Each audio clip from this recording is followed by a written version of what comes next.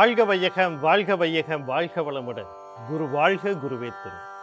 ஓம் குரு பிரம்மா குரு விஷ்ணு குரு தேவோ மகேஸ்வரக குரு சாக்ஷாத் பரபிரம்மா தஸ்மை ஸ்ரீ குரவே நமக.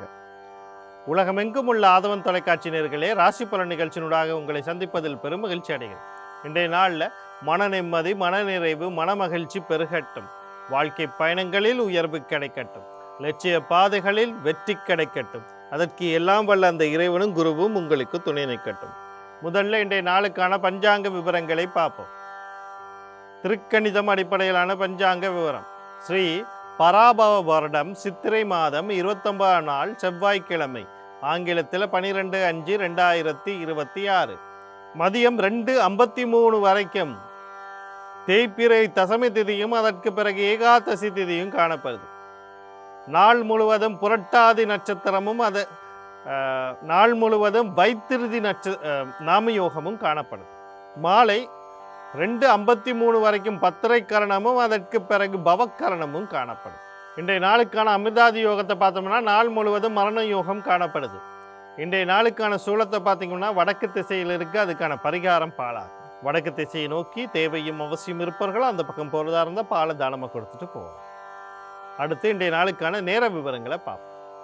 காலையில் 7:30 8:30 வரைக்கும், மாலையில் 4:48 5:30 வரைக்கும் நல்ல நேரம், மாலை 3:17 4:47 வரைக்கும் ராகு காலம், காலையில் 9 மணியிலிருந்து 10:34 வரைக்கும் யமகண்டம், மதியம் 12:07 1:40 வரைக்கும் குளிகை நேரமும் காணப்படும். இன்றைய நாளில் எடுத்துக்கிட்டா தசமி திதி இருக்குது. அதனால் எந்த ஒரு நல்ல காரியமும் செய்யக்கூடாது. அடுத்தது வைத்திருதி நாம யோகம். நான் எப்பவுமே சொல்லுவேன், மாசத்தில் 5 நாள் மாத பிறப்பு, தமிழ் மாத பிறப்பு, சித்திரை 1, வைகாசி 1, ஆடி 1, அப்படி தமிழ் மாத பிறப்பு, அம்மாவாசை, வைத்திருதி நாமயோகம், வியதைபாத நாமயோகம். இந்த நாட்களில் நீங்கள் எந்த ஒரு நல்ல காரியங்களையும் செய்யக்கூடாது. இந்த நாட்கள் நீங்கள் எப்போவுமே பித்ருகளுக்கா வேண்டி அவங்கள நினச்சி உணவு தானம் கொடுக்க வேண்டிய நாள், உணவு தானம் கொடுக்க வேண்டிய நாள்.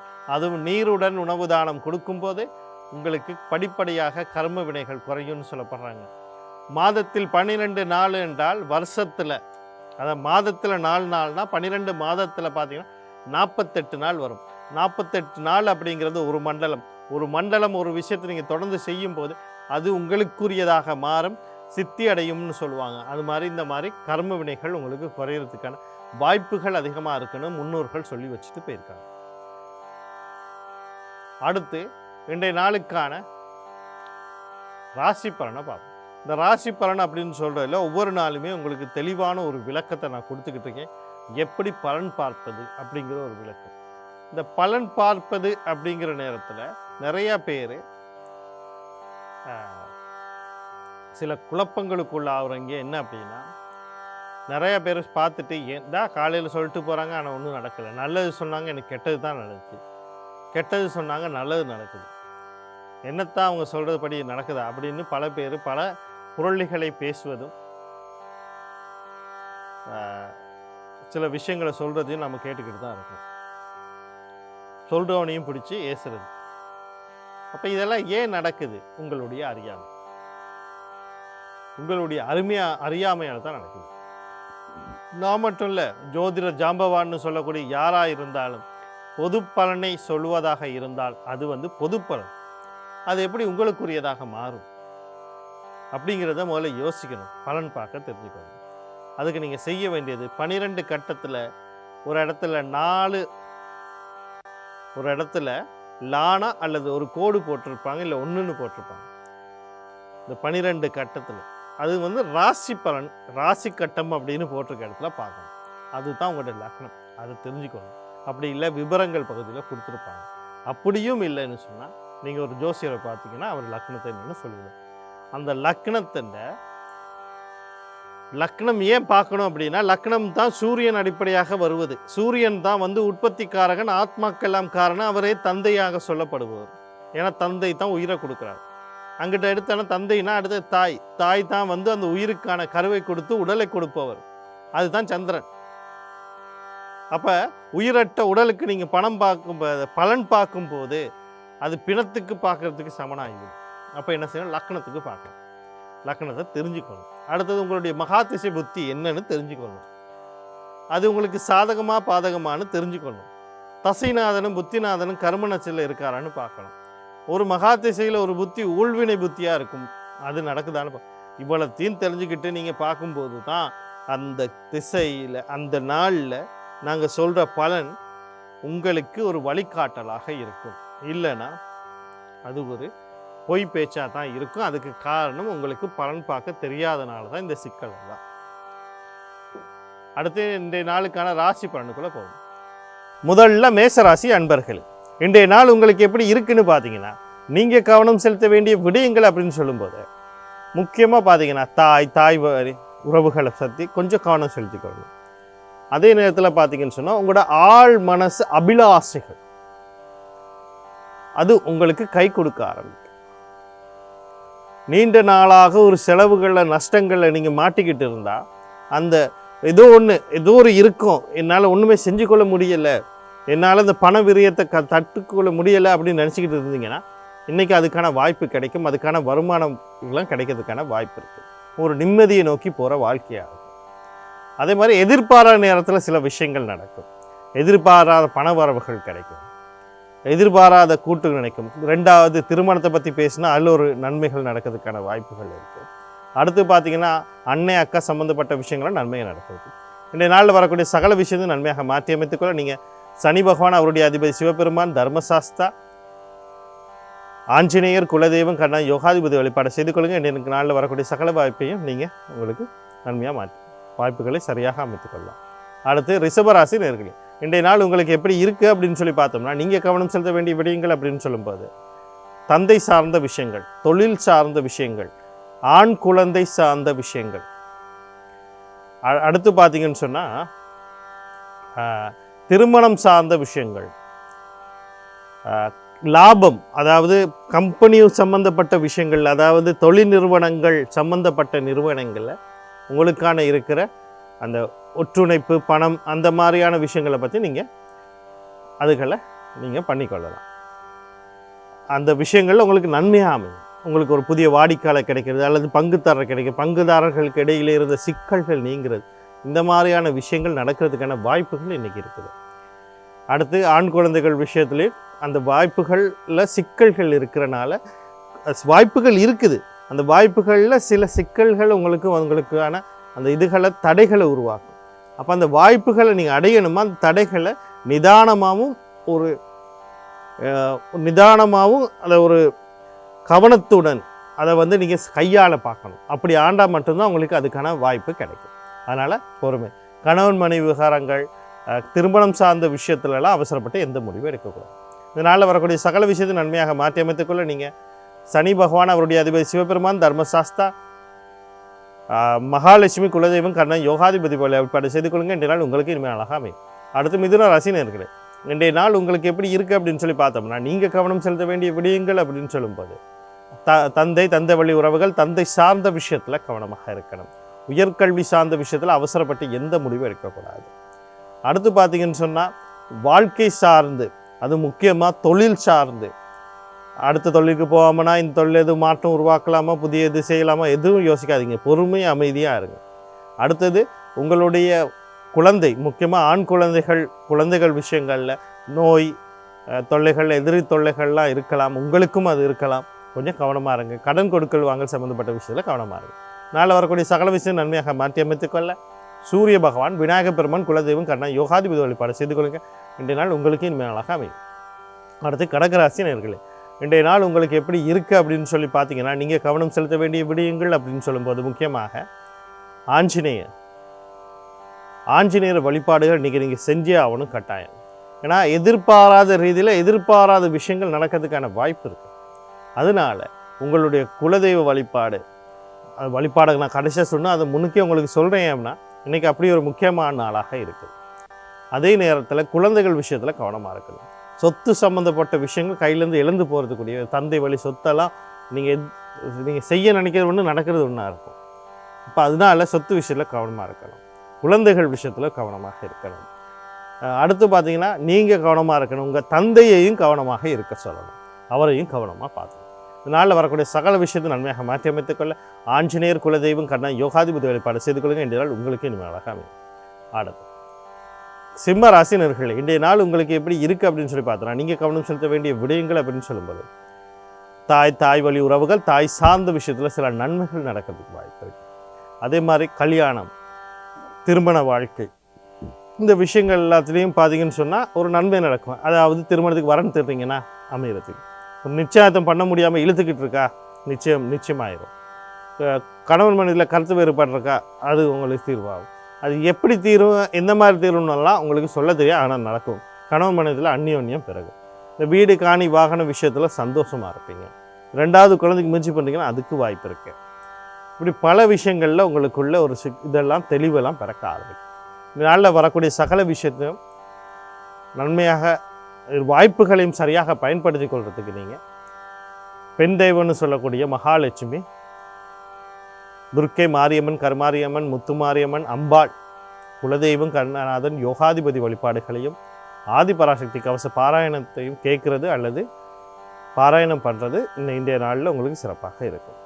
அடுத்து கன்னிராசி நேயர்களே, இன்றைய நாள் உங்களுக்கு எப்படி இருக்குது அப்படின்னு சொல்லி பார்த்தீங்கன்னா, இது இன்றைக்கு நான் இப்போ சொல்ல போகிற விஷயம் உங்களுக்கு மட்டும் இல்லை, உங்களுடைய கணவருக்கு, கணவர் அல்லது மனைவி, இவங்க 2 பேரையும் நீங்கள் பார்க்கணும்.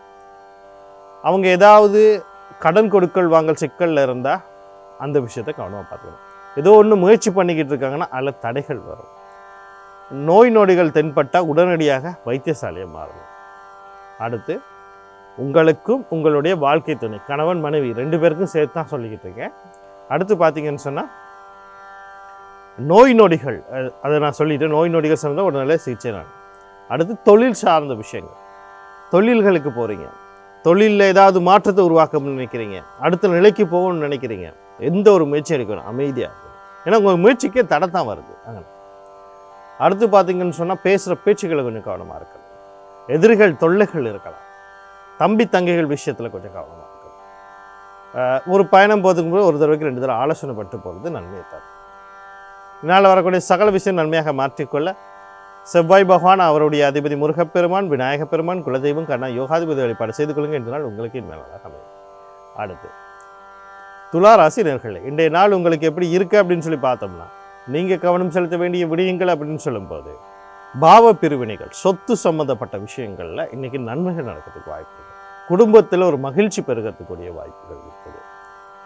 அதாவது இப்போ ஒரு வருமானங்கள் வரக்கூடிய வாய்ப்புகள் இருக்குது. குடும்ப நபருக்கு யாரோ ஒருத்தருக்கு ஒரு குழந்தை பிறக்கவோ அல்லது ஒரு புதிய தொழில், புதிய வருமானங்கள் கிடைக்கிறதுக்கோ வாய்ப்பு இருக்குது. இதனால் குடும்ப மகிழ்ச்சி பெருகும்.